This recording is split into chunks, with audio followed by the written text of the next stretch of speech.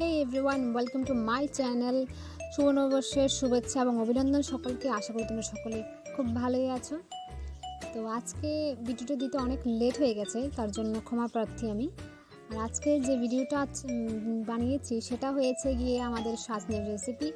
তো এখন তোমরা দেখতে পাবে যে এটা কীভাবে বানিয়েছি। চলো ভিডিওটাকে শুরু করা যাক। প্রথমে কড়াইতে তেল গরম হয়ে গেলে সেটার মধ্যে তেজপাতা, শুকনো লঙ্কা, তারপর হচ্ছে যাবতীয় তোমরা দেখতেই পাচ্ছ 5 ফোড়ন দিয়ে দিয়েছি।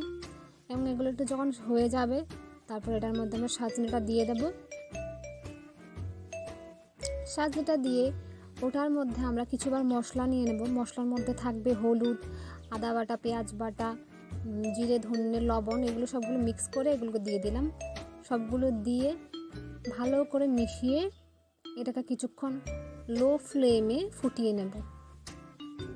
তারপর এটার মধ্যে আমরা টমেটো অ্যাড করে নেব। টমেটোগুলোকে অ্যাড করে কিছুক্ষণ নেড়ে এটাকে কিছুক্ষণ স্টিম হওয়ার জন্য ঢাকা দিয়ে রেখে দেব। ভালো করে নাড়িয়ে নিতে হবে এবং লো ফ্লেমে করবেন, নাহলে কিন্তু যে মশলাগুলো সেগুলো ভালোভাবে সেদ্ধ হবে না।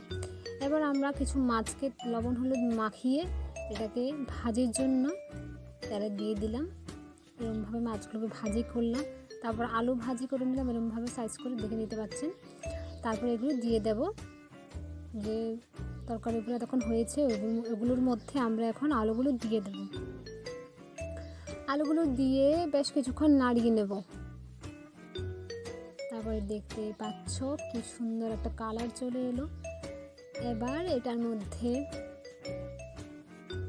সব মশলাগুলোকে, সব আলুগুলোকে ভালোভাবে সেদ্ধ হওয়ার জন্য আস্তে আস্তে এগুলোকে ভেজে ভেজে নিতে হবে।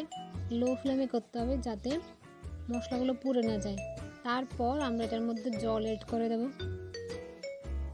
তারপর রান্নাটা কমপ্লিটই হয়ে গেছে। এবার জলগুলো ফুটে গেলে এটার মধ্যে যে মাছগুলো ভেজেছিলাম ওগুলো ঢেলে দেব। তাই এখন চলো দেখে নিই কীভাবে মাছগুলো অ্যাড করছি। এই যে দেখতে পাচ্ছ কি সুন্দর একটা কালার এসেছে। এই যে সাজনাগুলো একদম সবুজ কালার হয়ে আছে। সবুজ কালার থাকলে খেতে খুব টেস্ট হয়। যদি এটা সবুজতা নষ্ট হয়ে যায় তাহলে এটা বেশি বয়েল হয়ে গেছে বা বেশি সিদ্ধ হয়ে গেছে, তখন টেস্টটা নষ্ট হয়ে যাবে। তোমরা চেষ্টা করো সেটা যাতে সবুজতাটা বজায় থাকে। এবার এর মধ্যে দেখতে পাচ্ছ এরকমভাবে আমরা মাছ অ্যাড করে নিলাম।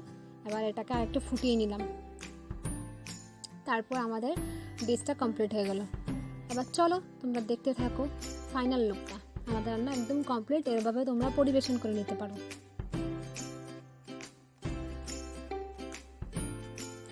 ওকে, যদি রান্নার রেসিপিটা তোমাদের ভালো লেগে থাকে তাহলে do like, share and subscribe. And also তোমরা যদি রেসিপিটা বাড়িতে ট্রাই করে থাকো তাহলে কমেন্ট সেকশনে আমাকে জানাতে পারো যে তোমাদের রেসিপিটা কেমন লাগলো। এবং ধন্যবাদ ভিডিওটা দেখার জন্য।